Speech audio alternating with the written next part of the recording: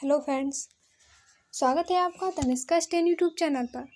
आज की dictation OP Shukla book से 500 शब्दों की ली गई है। अगर वीडियो अच्छी लगे तो लाइक करें, सब्सक्राइब करें और शेयर करना ना भूलें। स्टार्ट करते हैं आज की डिक्टेशन।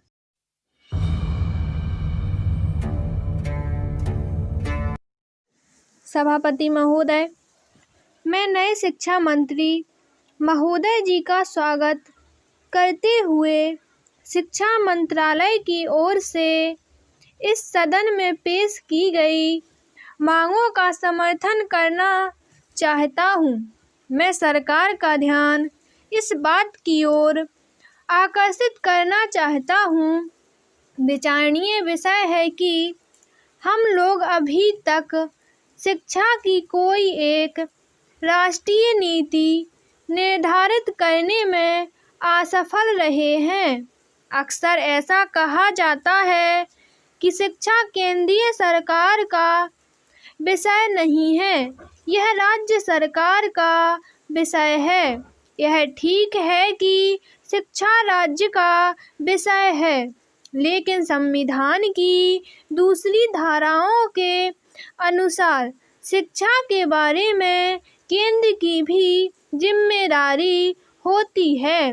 फिर भी यह पहली बार है, चाहे यह नए शिक्षा मंत्री के कारण हो, चाहे भारत सरकार की शिक्षा नीति के प्रति दृष्टिकोण में परिवर्तन के कारण हो।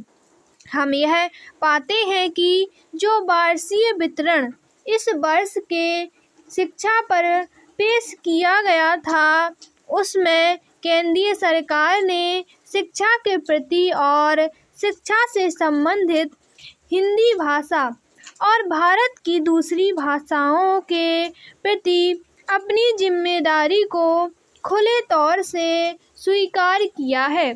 इसलिए सरकार की दृष्टिकोण में जो परिवर्तन हुआ है, उसका मैं दिल से स्वागत करता हूं और उसके लिए शिक्षा मंत्री जी को धन्यवाद देता हूं। पैरा, आमतौर पर हम लोग इस बात की चर्चा करते हैं कि मुलाकात में हमारा देश सबसे धनी तथा लेकिन पश्चिम देशों के मुकाबले उस वक्त भी बहुत पीछे था। इसका क्या कारण है? इसका मुख्य कारण यह है कि उस समय के शासक देश को मजबूत बनाने की कोशिश करते थे, फिर भी पश्चिम देशों की तरह उन्हें शिक्षा के संबंध में एक राष्ट्रीय नीति नहीं अपनाई थी। पश्चिमी देशों ने काफ़ी पहले विज्ञान को अपनाया, लेकिन हम इस 21वीं सदी में अपनी शिक्षा नीति को बदल भी ना सके।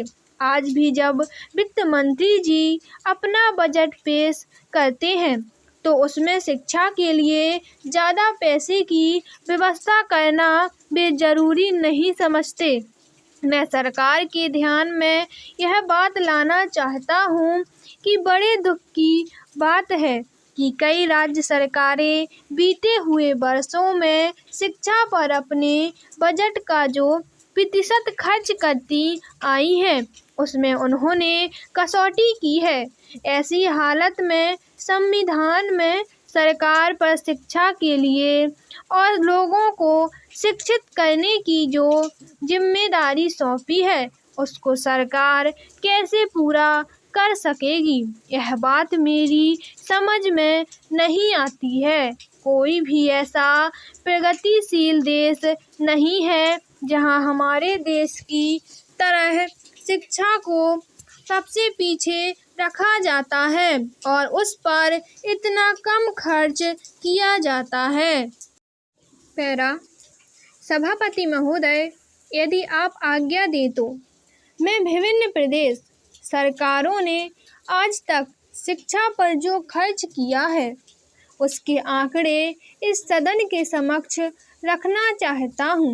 मैं केवल एक निवेदन और करना चाहता हूँ कि मुझे अपनी बात कहने के लिए थोड़ा समय और दिया जाए, जिससे शिक्षा जैसे महत्वपूर्ण पद पर बजट की राशि में आवश्यक अनुसार प्रावधान कर राज्यों को आवंटित कर शिक्षा का स्तर सुधारा जा सके।